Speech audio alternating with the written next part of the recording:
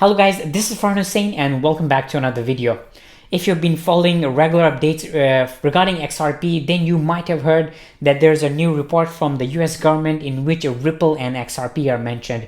Generally, I wouldn't make a video about this because in reports like these, reports from the government, there are a lot of things and sometimes those things are not really important, and I thought this might be just one of those things. But after reading that report and after digging a bit through it, I found something really interesting and I think you should all know about it. So in today's video, we are going to be talking about this new report coming out from the US government and why it is so important for XRP and Ripple in general. If you guys are interested, I will link the report in the description box below. It is a pretty lengthy report, but if you guys are interested, I think you should take a look at it. But basically, to summarize the report, it talks about specific regulations regarding remittance, especially money that is being sent from United States to other countries. And a specific rule previously said that the institutions that are sending this money abroad, they don't need to give exact amount when it is being transferred. Just a general estimate would be suffice enough, and that rule is going to basically end in July 2020. So basically they want this new regulations in place, which is going to reduce the cost and give exact amount of money that is going to be transferred.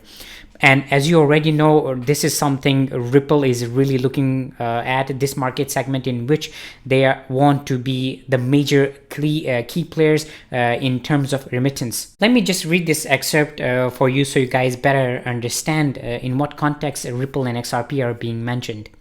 The continued growth and expanding partnerships of virtual currency companies such as Ripple, which offer both a payments messaging platform to support cross-border money transfers as well as virtual currency, XRP, which can be used to effect settlement of these transfers. So basically, this is the first time ever United States government is recognizing XRP as a virtual currency that can be used for remittance.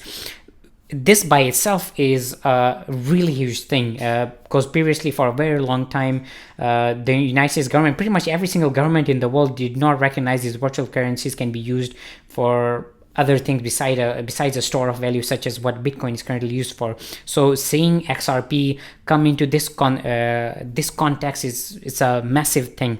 But the next excerpt, which I'm going to read, kind of will give you an idea on why this is such a huge thing and why this is going to impact so much in the future. The Bureau also believes that expanded adoption of Swift's GPI product or Ripple's suite of products could similarly allow banks and credit unions to know the exact final amount that recipients of remittance transfers will receive before they send the transfer.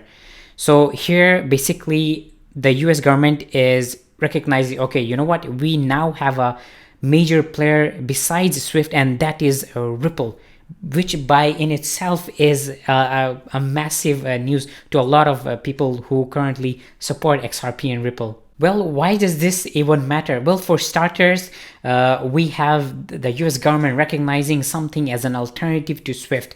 Swift has been here for decades and decades, and for a very long time there was kind of no alternative to Swift. It was the major player in the cross-border payment system.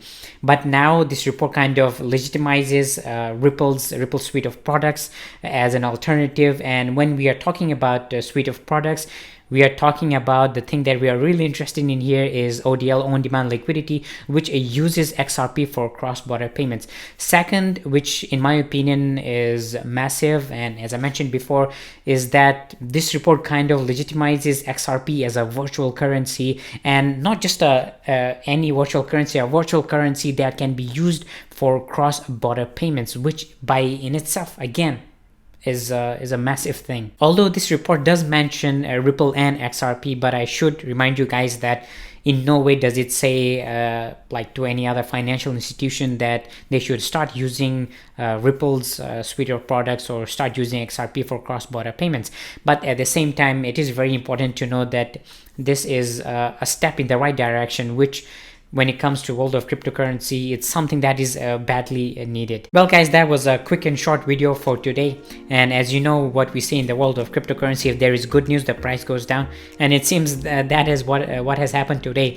The current price of XRP is trading around $0.19, which is currently the lowest it has ever been, and there is a chance that the price of XRP is going to drop even further. Well, we're going to make another video regarding that and talking more about the price in my next video.